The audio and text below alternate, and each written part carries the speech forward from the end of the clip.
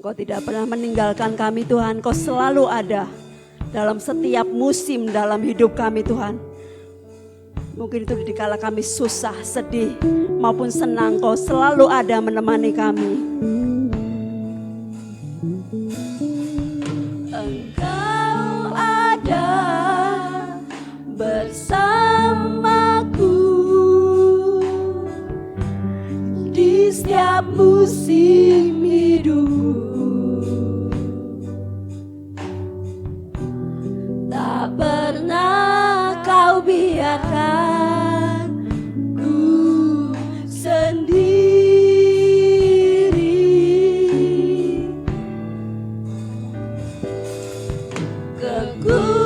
Kekuatan di jiwaku adalah bersamamu. Kami tidak akan ragu akan kasih-Mu Tuhan. Kasih-Mu bersamamu Bapa, kami akan melewati semuanya bersamamu Bapa. Ku lewati semua perkenananmu ya, teguhkan hatiku. Kau yang bertindak atas hidup kami Tuhan, yang bertindak. Pertolongan-Mu nyata dalam hidup kami.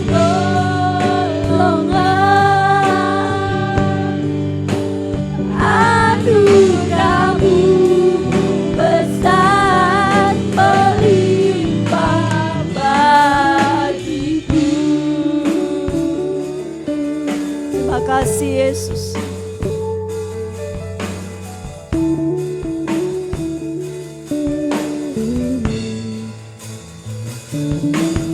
Engkau ada bersamaku di setiap musim hidupku. Kau tidak akan pernah meninggalkan kami Tuhan. Kau biarkan ku sendiri.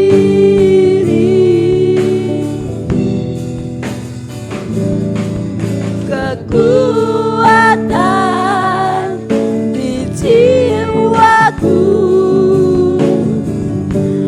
adalah bersamamu. Terima kasih Yesus. Tak pernah ku ragukan kasih. Mari kita mengangkat tangan kita. Tuhan, Engkau Allah yang menolong kami. Bersamamu Bapa, ku lewati semua perkenananmu ya, teguhkan hatiku. Engkau yang bertindak, memberi pertolongan.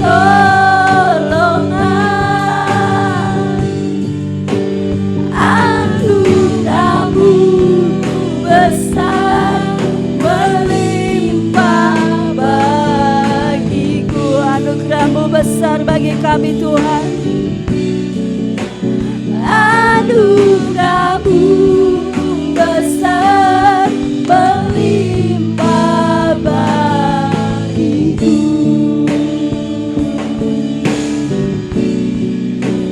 Anugerah-Mu besar melimpah bagiku.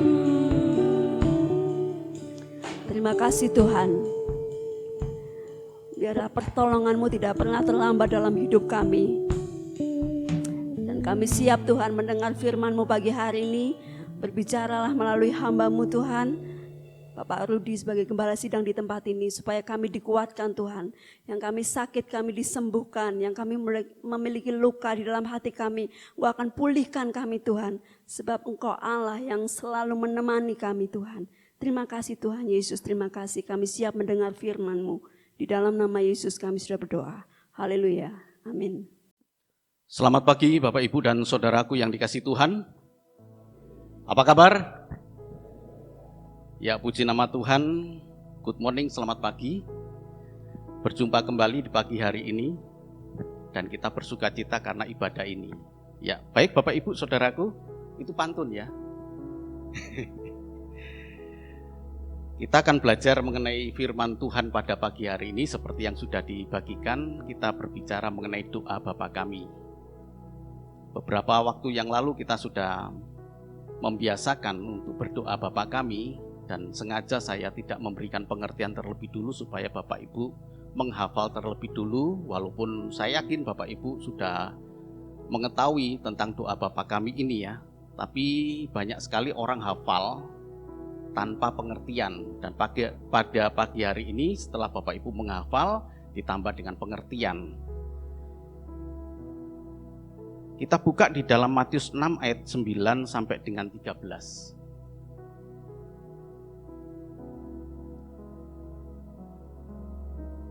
Injil Matius 6 ayat 9 sampai dengan yang ke-13. Tolong dibacakan.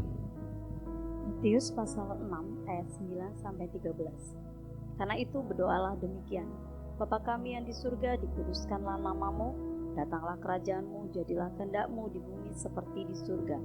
Berikanlah kami pada hari ini makanan kami yang secukupnya, dan ampunilah kami akan kesalahan kami, seperti kami juga mengampuni orang yang bersalah kepada kami.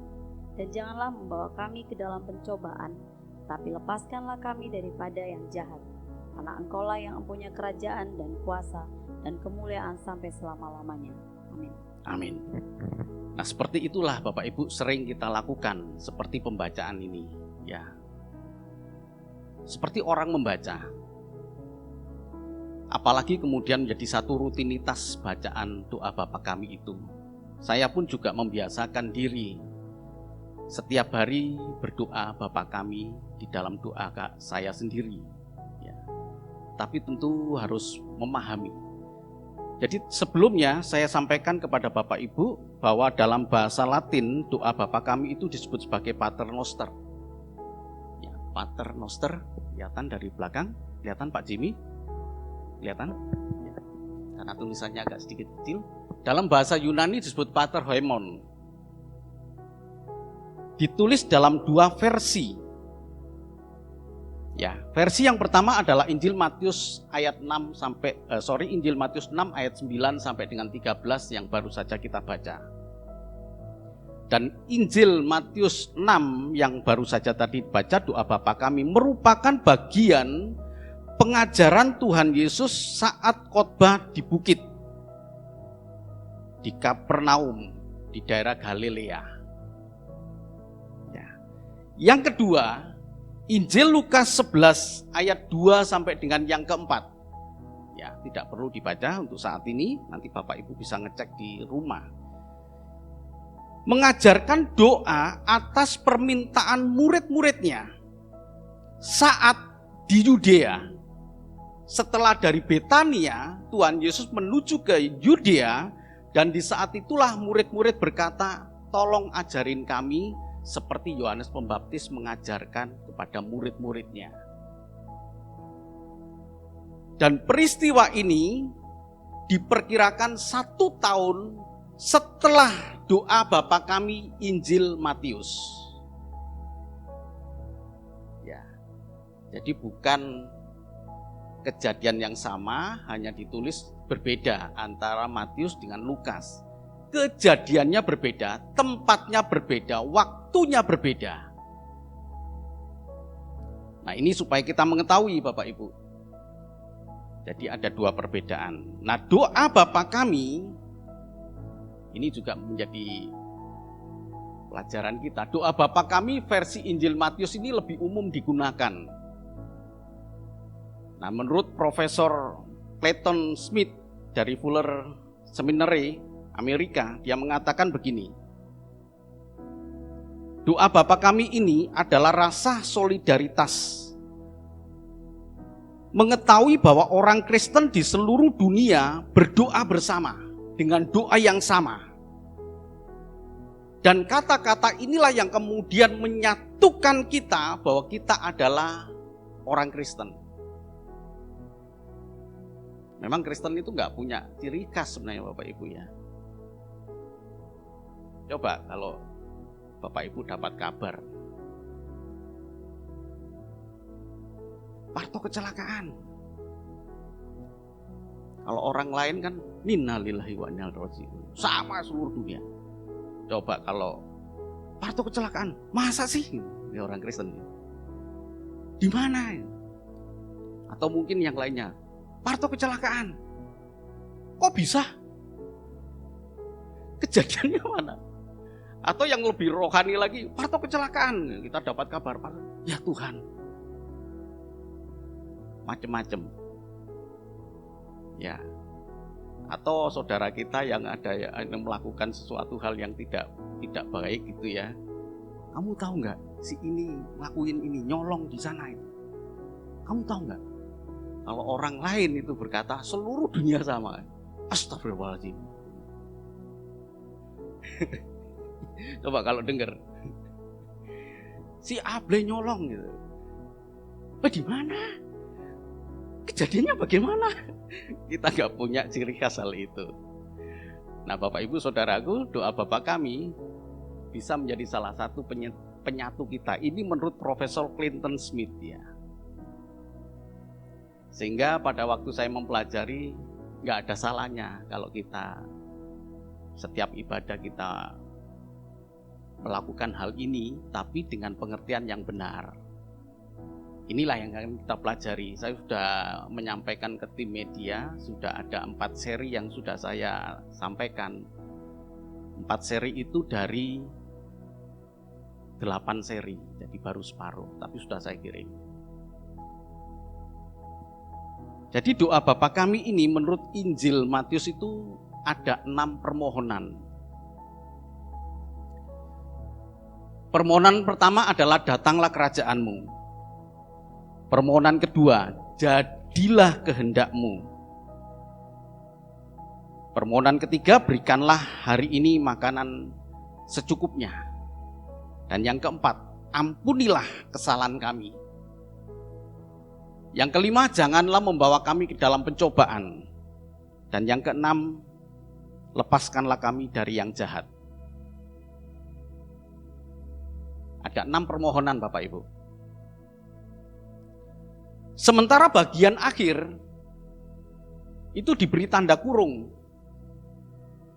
Saya sudah beberapa kali melakukan survei tanpa sengaja ya. Mungkin ada di antara Bapak Ibu yang pernah saya tanya. Kamu ngerti gak? Doa Bapa Kami kenapa di bagian akhir ada tanda kurungnya? Gak tahu. 100% orang yang saya tanya gak tahu. Atau kebetulan sampel yang saya tuju ini orang yang gak tahu. Mungkin ada di antara Bapak Ibu yang tahu. Jadi kalau kita membaca di bagian akhir tadi, karena Engkaulah yang empunya kerajaan dan kuasa dan kemuliaan sampai selama-lamanya. Amin. Ini bukan pengajaran Tuhan Yesus. Ini bukan teks aslinya. Ya. Tapi ini tambahan yang dilakukan oleh Matius untuk setiap doa pada zaman itu ada tambahannya, bukan hanya doa Bapa Kami. Jadi setiap doa Tuhan Yesus hanya mengajarkan sampai kepada dan janganlah membawa kami ke dalam pencobaan, tetapi lepaskanlah kami daripada yang jahat. Ditambahi oleh Matius sebagai penulis, karena setiap doa orang Yahudi yang berdoa itu selalu diakhiri dengan tambahan. Dan tambahannya pada waktu itu umumnya adalah tambahan seperti ini. Ini ya. Karena Engkaulah yang empunya kerajaan dan kuasa dan kemuliaan sampai selama-lamanya. Ini yang disebut sebagai doxologi. Doxologi. Dari kata doxa, kemuliaan, dan logia itu ucapan. Ucapan kemuliaan yang ditujukan kepada Allah untuk mengakhiri sebuah doa. Ya. Jadi jangan nggak tahu ya, gitu ya. Maksudnya ini kenapa kok ada kurungnya? Beberapa di tulisan-tulisan di Alkitab itu ada tanda kurungnya. Nah, tanda kurungnya itu adalah tambahan dari sang penulis. Termasuk kalau Bapak Ibu lihat di dalam 1 Yohanes 5 itu juga ada tambahan. Teks aslinya tidak demikian, tapi kemudian ditambahi. Oke ya. Jadi teks aslinya tidak ada, tetapi ini ada doxologi tambahan. Kalau doa Bapa kami kemudian dipecah ya, dibagi dalam 4 bagian utama. Kalau tadi menurut permohonan itu ada 6. Menurut permohonan ada 6. Ini Injil Matius ya, berbeda dengan Injil Lukas. Berbeda. Injil Lukas tidak sebanyak ini, jadi ada berbeda ya.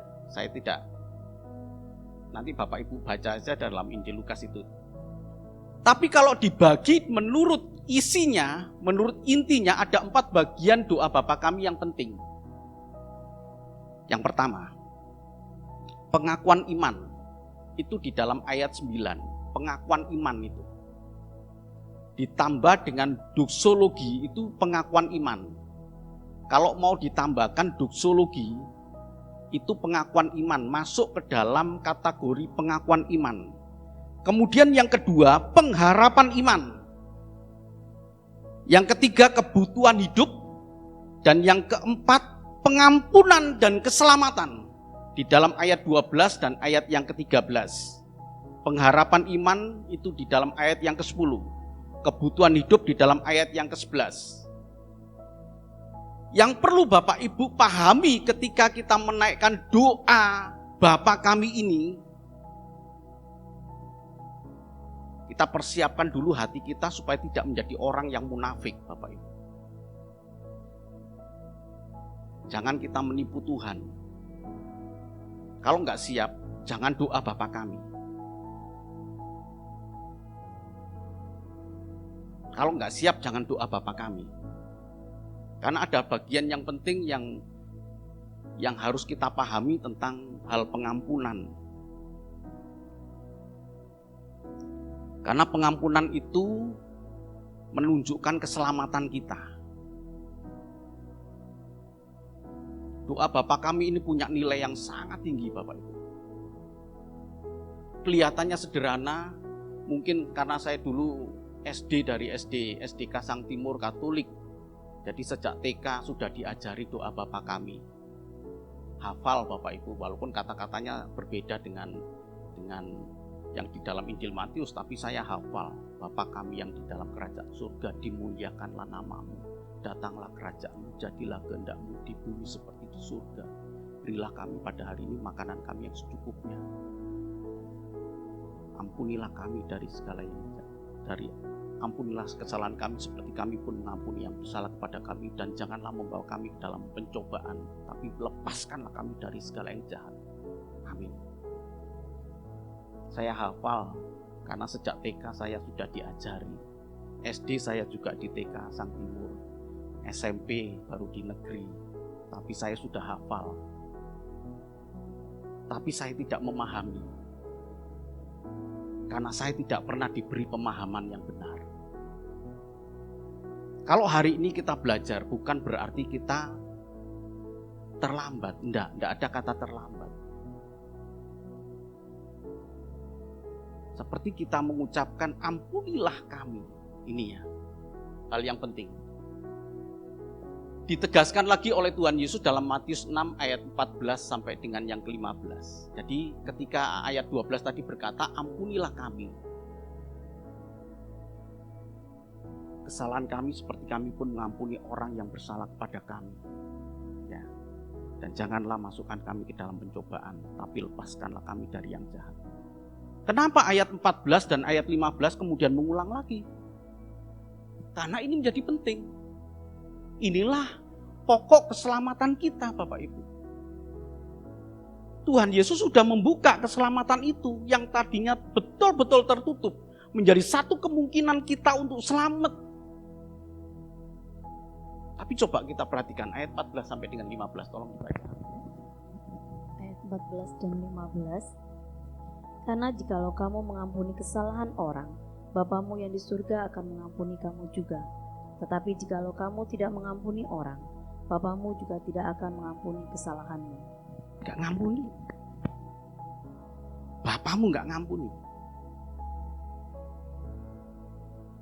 Tapi gimana Pak kalau orang yang saya benci itu sudah meninggal?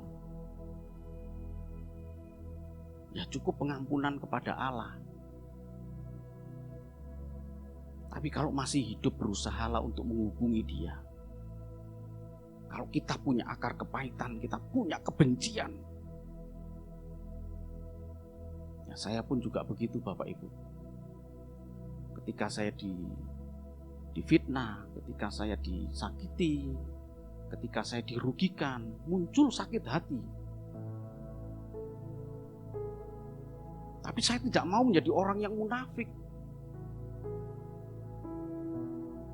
Yang berdoa Bapa kami setiap hari dan berkata, ampunilah kami akan kesalahan kami seperti kami juga mengampuni orang yang bersalah kepada kami. Andai kata Tuhan memperlihatkan suaranya dan suara Tuhan itu ada dalam hati, apa benar? Kamu sudah ngampuni orang lain? Belum Tuhan. Ya kalau belum aku juga gak ngampuni kamu. Jangan berkata itu.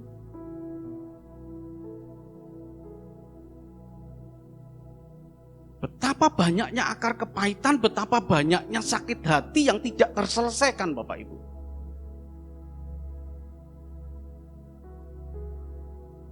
Mungkin ini salah satu alasan bagi orang Kristen untuk menghindari doa Bapa kami karena tidak mampu menyelesaikan perkara-perkara sakit hati itu.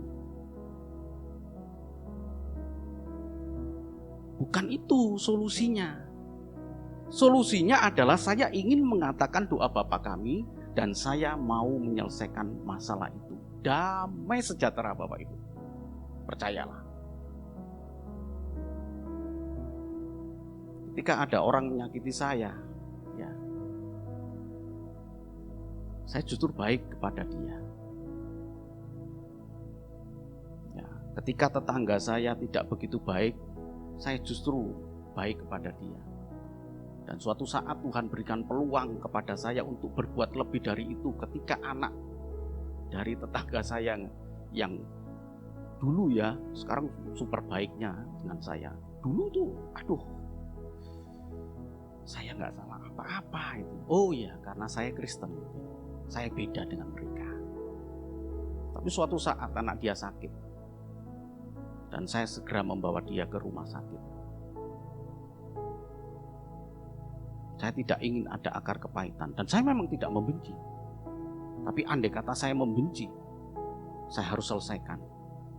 Terhadap saudara saya pun, saudara kandung, ketika dia mencoret nama saya dari daftar keluarga, hati saya sakit. Saya katakan bangsat kamu. Saya orang Surabaya Bapak Ibu. Saya pengen mengatakan jancuk kamu itu ya, kurang ajar. Tapi kemudian saya ubah, saya datang, saya baik seperti tidak ada. Dan betul-betul saya mau bereskan semua yang ada di sini.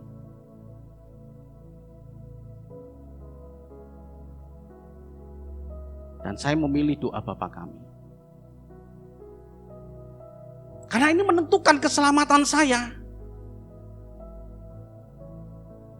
Jangan terus Bapak Ibu berkata, saya sudah diselamatkan oleh Tuhan Yesus. Betul, Tuhan Yesus sudah selamatkan kita. Tapi kita yang tidak mengerjakan keselamatan itu dengan baik. Dengan membuat kebencian. Dengan membuat sakit hati.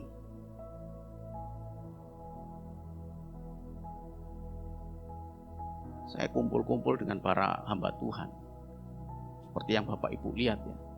Saya pernah diadili, saya pernah dihujat, saya pernah hujatan luar biasa pada saat itu. Menimbulkan jam 12 malam, saya cerita di mimbar Bapak Ibu ya. Bukan cerita di tempat yang lain. Saya cerita di mimbar di hadapan Bapak Ibu. Jam 12 malam telepon menghujat saya. Muncul kebencian saya. Tapi kemudian itu soal keselamatan. Dan dia katakan kalau orang gak percaya kepada Yesus gak selamat. Iya, karena engkau dilahirkan di keluarga Kristen, mengenal. Bagaimana dengan mereka yang di luar sana? Saya kan sedang memperkarakan mereka yang ada di puncak gunung, ada di mana yang tidak kenal. Atau mereka dilahirkan di tengah-tengah keluarga yang memang sejak semula tidak percaya. Tapi bagaimana kalau mereka berbuatan baik? Wah, hujatan-hujatan luar biasa Bapak Ibu. Muncul sakit hati. Tapi saya hilangkan itu. Sampai suatu saat orang itu khotbah di sini. Dan kemudian setelah khotbah saya katakan, kamu khotbah kurang baik. Waktu makan di Tojoyo, khotbahmu penuh dengan pesan dari orang lain. Dia diam. Itu kebencian saya. Tapi kemudian saya hapuskan. Saya ingin bereskan.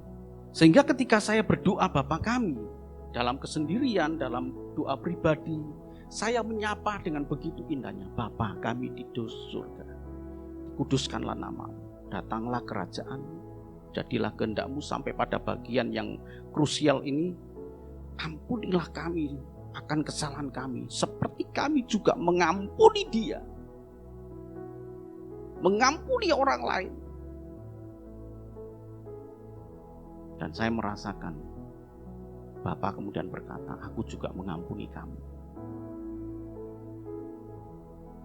Pagi hari ini Bapak Ibu mungkin ada di antara kita yang masih punya akar kebencian, kepahitan. Seperti kita membawa buah yang busuk, yang tadinya buah itu baik, kita bawa kemana-mana, kita bawa. Seminggu kemudian buah itu kemudian busuk, kita bawa. 2 minggu tetap kita bawa buah itu busuk. Orang yang normal, orang yang waras hidungnya pasti akan mencium ini bau yang gak enak. Masih dibawakah? Orang yang waras akan kemudian melempar di sampah. Sama seperti itu ketika kita punya sakit hati, walaupun kita dalam posisi benar, apalagi dalam posisi salah. Sudah salah, ngeyel, sakit hati, dibawa busuk. Kita saja yang benar punya sakit hati, buang. Sampai Allah berkata begini. Ini bukan perkataan siapa-siapa, ini perkataan Tuhan Yesus Bapak Ibu. Karena jikalau kamu mengampuni kesalahan orang, Bapamu yang di surga akan mengampuni kamu juga. Tapi jikalau kamu tidak mengampuni orang, Bapamu juga tidak akan mengampuni kesalahanmu.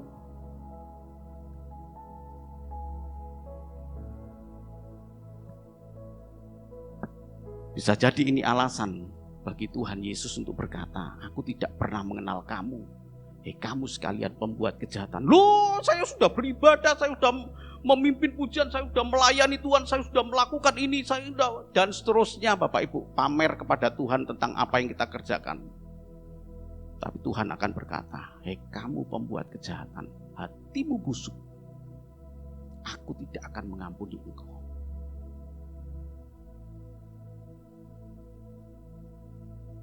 Oke Bapak Ibu. Yang pertama adalah pengakuan iman bagian pertama, Bapa kami yang di surga, dikuduskanlah namamu. Sebutan Bapa. Sebutan Bapa ini bukan sebutan yang baru di dalam perjanjian baru. Di dalam perjanjian lama itu beberapa kali disebut Allah itu Bapa. Coba salah satu ya, Ulangan 32 ayat 6 dan ya ayat 6. Coba. kita lihat.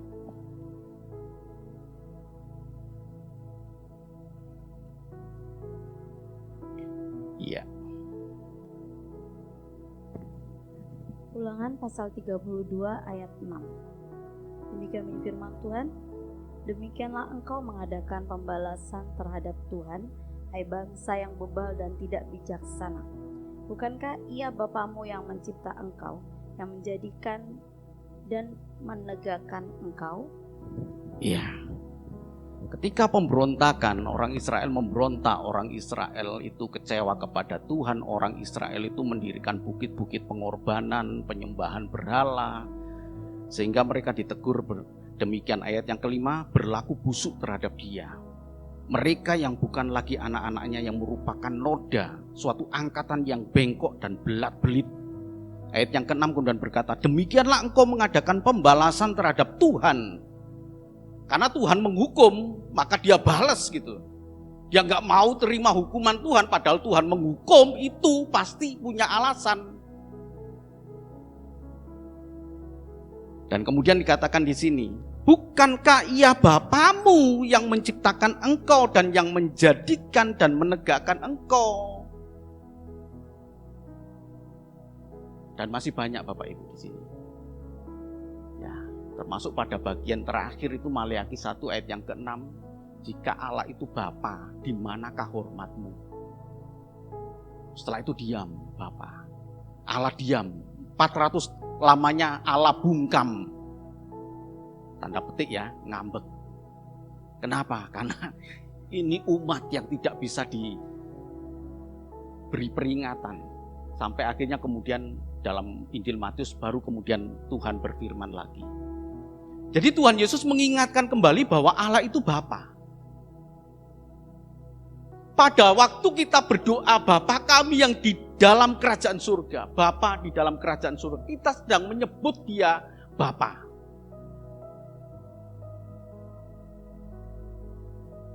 Ini pengakuan iman kan? Kita mengakui bahwa kita punya Allah yang di surga dengan sebutan Bapa. Nah, sebutan Bapa di dalam perjanjian lama yang tadi saya katakan, dalam perjanjian lama ini merupakan sebutan fungsional Bapak Ibu.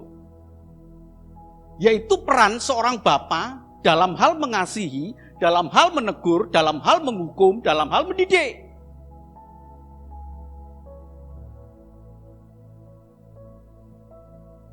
Jadi kita terima dong. Kita nyebut Bapa.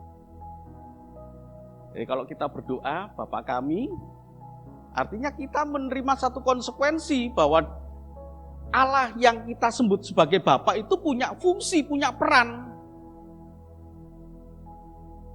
Tidak mungkin saya membiarkan anak saya salah, saya kemudian membiarkan, bahkan saya mendorong terus. Suatu saat saya menegur, ya cerita kembali nih, menegur ya. Ada anak kecil berantem, bapaknya terus hajar, terus bener Bapak Ibu, hajar. Wah, masa kamu takut? Wah, saya kemudian, ngawur kamu. Saya kemudian pisahkan anak itu, lagi berantem. Bapaknya malah seneng gitu, anaknya berantem. Kenapa kok seneng? Ya karena posisi anaknya menang. Coba kalau posisi anaknya kalah, pasti turun tangan dia. Gak mungkin kita ini Bapak Ibu sebagai seorang bapak ketika harus menegur. Tapi seberapa luas hati kita membuka diri ketika bapak itu menegur kepada kita. Atau bahkan mungkin menghukum kita. Tapi di balik itu semua kan memang bapak mengasihi kita. Jadi ada mengasihi, sayang sekali fungsi bapak mengasihi, fungsi bapak penyayang, fungsi bapak cinta kepada kita, panjang sabar itu jauh lebih melekat dalam pikiran kita ketimbang peran seorang Allah Bapa itu menegur, menghukum, kita marah. Ketika Tuhan menunjukkan fungsinya dalam perjanjian lama, inilah fungsi Allah yang ditunjukkan. Bagaimana menghukum, menegur. Tapi dalam perjanjian baru, selain fungsional ini menunjukkan kedekatan. Dalam perjanjian lama enggak Bapak Ibu, enggak dekat. Orang nggak bisa berhubungan dengan Allah. Jauh, rasanya jauh. Kalau mau hubungan dengan Bapa ya harus pakai imam dong. Jadi peran imam pada saat itu betul-betul mewakili orang berhubungan dengan Bapa. Ketika Tuhan Yesus mengajarkan kembali doa Bapa kami, diingatkan tentang kedekatan selain fungsional tadi. Jadi ketika Tuhan mengajarkan Bapa kami di surga, engkau dekat. Ya. Sehingga ketika kita dalam kesulitan, kita nggak perlu dalam keadaan, ya boleh saja Bapak Ibu ketika Bapak Ibu dalam keadaan butuh kekuatan, telepon hamba Tuhan, tidak ada masalah. Saya senang untuk bisa membantu Bapak Ibu. Ya, beberapa kali ada anak Tuhan yang tengah dalam keadaan pergumulan, dalam keluarga, dalam ekonomi, dalam usaha, dalam sakit penyakit. Pak Pendeta, tolong bantu dalam doa. Oke, kita tunduk sebentar ya. Saya nanya, kamu di mana? Saya lagi di jalan. Oke, cari tempat yang baik dulu. Kemudian setelah dia berhenti, saya sudah berhenti Pak. Oke, kita berdoa. Kemudian kita berdoa. Tapi sesungguhnya ada kedekatan. Bukan berarti nggak boleh ya. Silakan Bapak Ibu. Saya senang untuk bisa membantu. Tapi Tuhan Yesus ingin menunjukkan kepada kita ada satu kedekatan. Tidak seperti dalam perjanjian lama. Rasanya jauh gitu ke Tuhan. Walaupun sudah diingatkan dalam ulangan tadi, Allah itu Bapa. Jadi pelajaran yang begitu indah, kita punya Tuhan yang dekat dengan kita. Dia hanya sejauh doa. Nggak perlu kita merasa jauh ke Tuhan. Enggak. Aku dekat dengan Tuhan. Bahkan sekotor apapun kita, seandainya kita punya dosa yang merah seperti kirmisi, Bapa itu dekat. Dan itu dibuktikan oleh Tuhan Yesus dengan satu perumpamaan tentang anak bungsu yang hilang. Ketika anak bungsu itu kemudian hilang jauh dari Bapa, dan ketika dilihatnya dari jauh, oh itu anakku, dia tahu itu anakku, maka Bapa itu kemudian lari mendekati dia. Apapun keadaan kita Bapak Ibu, ya, seandainya kita merasa saya dosa, saya kotor, dan kemudian kita merasa Bapa itu jauh sekali, enggak, dekat sekali. Suatu saat saya didatangi oleh seorang yang terkena HIV Bapak Ibu ya. Dan sekarang sudah almarhum dia. Dan dia berkata kepada saya, apakah dosa saya diampuni oleh Tuhan? Saya kotor Pak Pendeta. Saya homo. Saya, udah ganti-ganti, dan saya ini ada HIV dalam tubuh saya Pak Pendeta. Istri saya kena gara-gara saya. Anak saya yang baru lahir kena gara-gara saya. Saya kotor Pak Pendeta. Dan kemudian dia menangis, kemudian saya doakan. Saat itulah kemudian dia melayani Tuhan, dipulihkan, melayani Tuhan, sampai akhirnya Tuhan panggil pulang. Begitu dekatnya Bapa kita, yang membuat kita merasa jauh, karena pikiran kita, hati kita, jiwa kita, aku jauh dari Tuhan. Padahal Tuhan itu sangat dekat dengan kita, sekotor apapun kita. Seorang anak Tuhan juga ini ya, tapi baru meninggal kemarin baru meninggal. Suatu saat telepon kepada saya, Pak Rudi bisa ikut saya ke Jakarta Pak? Oke siap, saya datang. Ketika saya masuk ke sana, waduh kumpulannya itu kaum gay, cakep-cakep tapi itu ya. Dikenalkan saya dengan, karena itu dikenalkan, saya dibawa ke Jakarta. Ini Pak Pendeta, ini Pak Pendeta, ini Pak Pendeta, Pak Pendeta, apa kabar?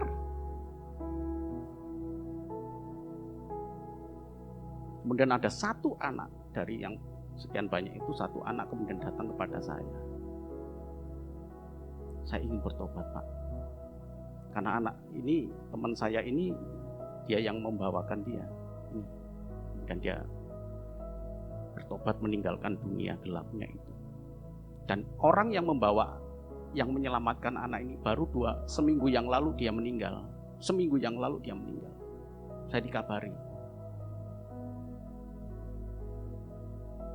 Dia sudah menyelamatkan jiwa orang lain, sekalipun hidup dia dulu kotor. Bapa sangat dekat, Bapak Ibu. Amin. Apapun persoalan hidup kita, jangan merasa Allah itu jauh. Sangat dekat. Pada saat kita menyebut Bapa di dalam surga. Tuhan Yesus sedang menunjukkan tentang fungsional kedekatan sebagai seorang Bapa.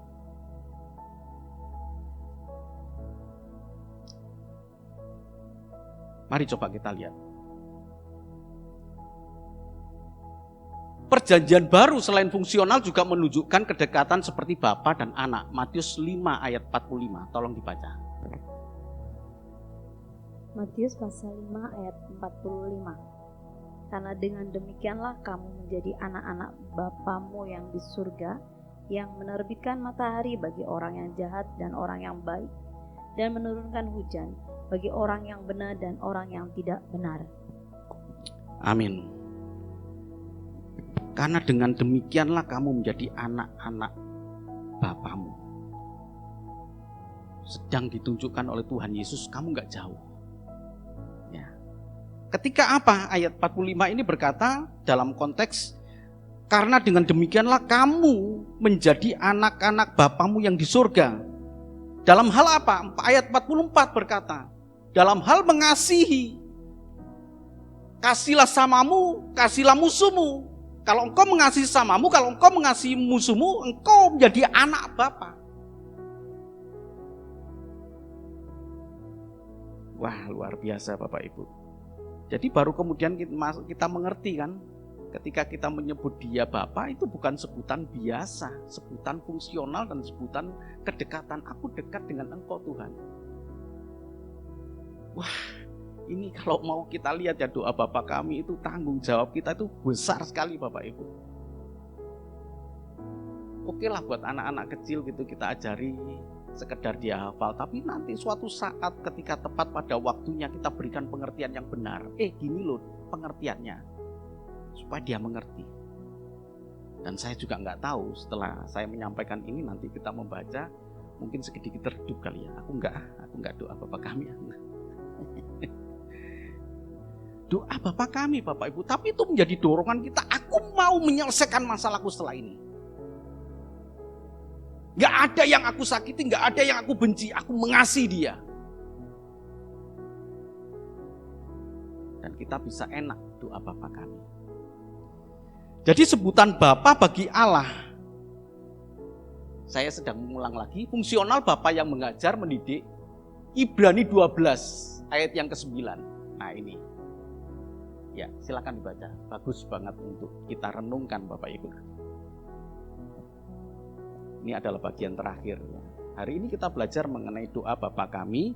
Di bagian pertama pengakuan iman. Kenapa kita menyebut dia Bapa? Itu loh. Kenapa kita menyebut dia Bapa? Ya, Ibrani 12 ayat yang ke-9. Ibrani pasal 12 ayat 9. Selanjutnya dari ayah kita yang sebenarnya kita beroleh ganjaran dan mereka kita hormati. Kalau demikian bukankah kita harus lebih taat kepada Bapa segala roh supaya kita boleh hidup? Amin. Ayat 9 berkata di dalam Ibrani 12 ini, selanjutnya dari ayah kita yang sebenarnya kita beroleh ganjaran. Ganjaran Bapak Ibu ya, ganjaran. Ya, ganjaran. Koreksi dalam bahasa Inggrisnya itu koreksi. Dalam bahasa Inggris koreksi, dikoreksi oleh Tuhan. Oleh Bapa kita dikoreksi, dibetulkan.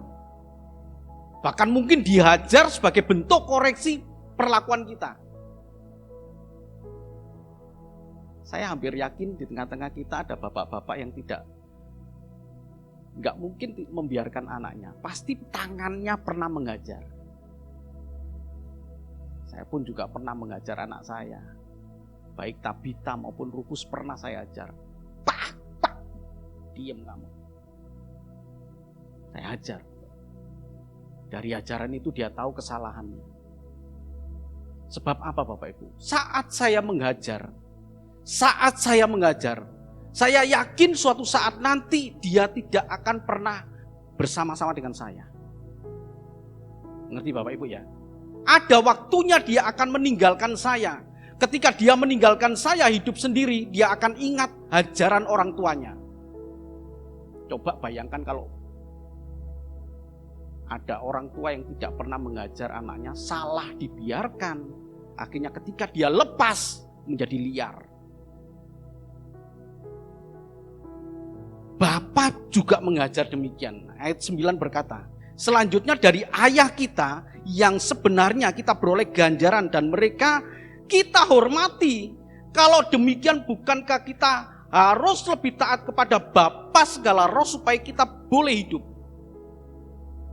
Jadi kalau Allah Bapa memberikan kepada kita keadaan-keadaan yang tidak baik Bapak Ibu, entah keadaan tidak baik itu karena dosa kita atau keadaan tidak baik itu karena ingin supaya kita naik level. Bukan berarti kita dosa, tapi dihajar oleh Tuhan supaya kita naik level, terima segala hormat itu.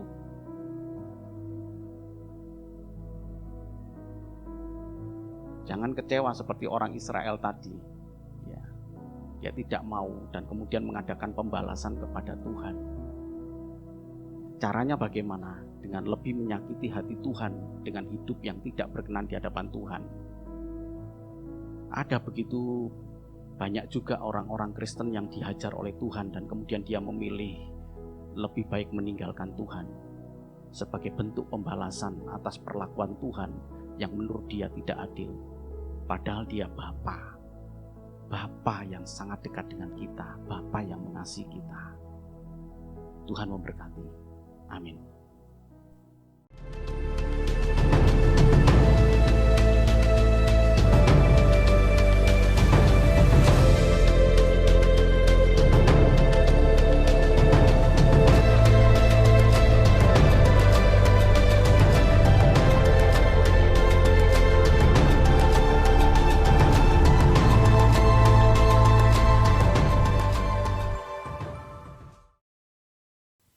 Bapa kami yang di surga, dikuduskanlah namamu, datanglah kerajaanmu, jadilah kehendakmu di bumi seperti di surga. Berikanlah kami pada hari ini makanan kami yang secukupnya, dan ampunilah kami akan kesalahan kami, seperti kami juga mengampuni orang yang bersalah kepada kami. Dan janganlah membawa kami ke dalam pencobaan, tetapi lepaskanlah kami daripada yang jahat. Karena Engkaulah yang empunya kerajaan dan kuasa dan kemuliaan sampai selama-lamanya. Amin. Terima kasih Tuhan.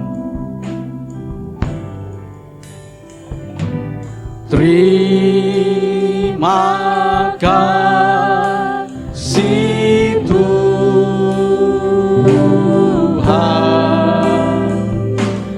Terima kasih